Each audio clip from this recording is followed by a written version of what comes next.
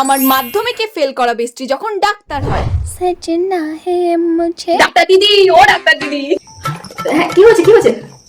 আর বলবেন না ডাক্তার দিদি, 3 দিন থেকে কোমরের ব্যথা একেবারে উঠতে পারছি না। আমায় এমন একটা ওষুধ দিন যেটা একদিন খেলে আমার কোমরের ব্যথা একেবারে সেরে যাবে।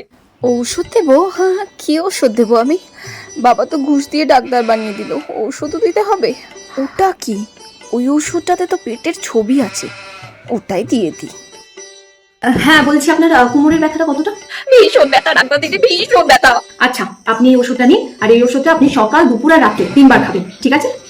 আচ্ছা ডাক্তার দিদি, আমি তাহলে আসি। এই যে সস্তার ডাক্তার, তুমি কি ওষুধ দিয়েছো আমায়? কি ওষুধ দিয়েছো? কেন, আপনার কোমরের ব্যথা ঠিক হয়নি? আমার কোমরের ব্যথা তো ঠিক হয়নি, তার উপর আবার এই কোমর নিয়ে আমি সকাল থেকে 500 বার বাথরুমে চক্কর লাগিয়েছি, জানো তুমি? তোমার ওষুধ তুমি।